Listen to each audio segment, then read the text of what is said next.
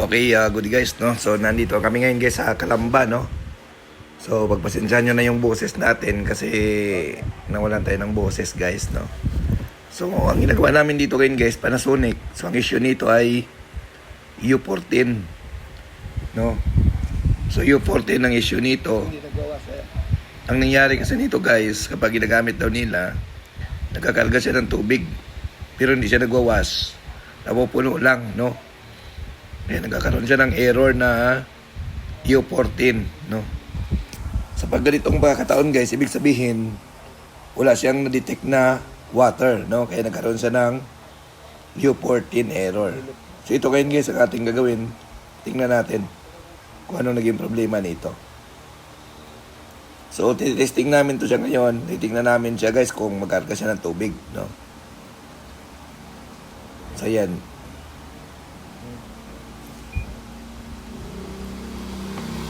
So, antayin natin guys, no? So, nagkakarga naman siya guys ng tubig. Ang problema, sabi ng customer ay umapaw. So, dito kagad tayo guys, no? Buksan natin yung likuran para ma-check, no?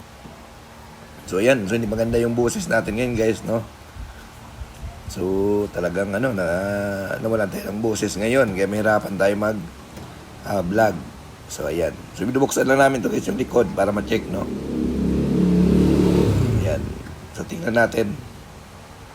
Basta umapaw guys, laging yung mga washing machine at hindi nag-wash. Dito kagad ang una yung tingnan. Basta umapaw siya, no?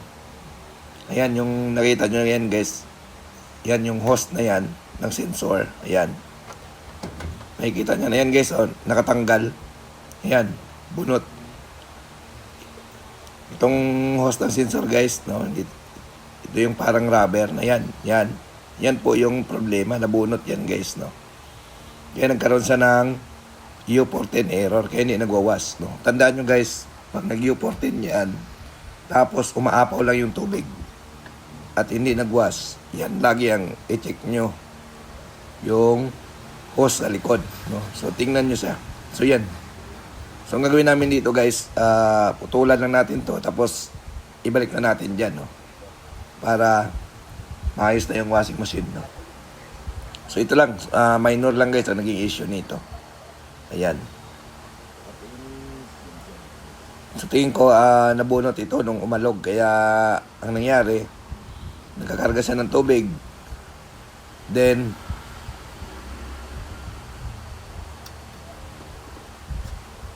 umapaw kasi nga wala siyang na-detect na tubig kasi bunot yung sensor.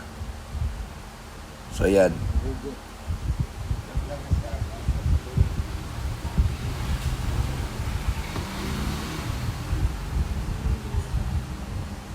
So, ipipix na natin to guys, no? Tapos testingin natin. Pero yun guys ang problema, no? Basta nag-U14 na umaapaw yung tubig. Yan. Wala nang ibang problema yan. Check nyo kagad yung pinaka-hose sa likod. So, ayan. Testingin natin. Tayo natin magkarga at saka magwas.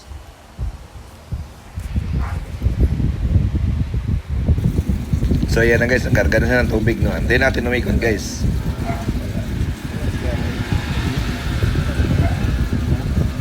So ayan, no? Ganun na naman kasimple guys ang pag-trouble ng mga washing machine, no? Ayan. So umikot na siya, oh. Ayan. So yun lang talaga naging sira niya guys. Okay? Thank you.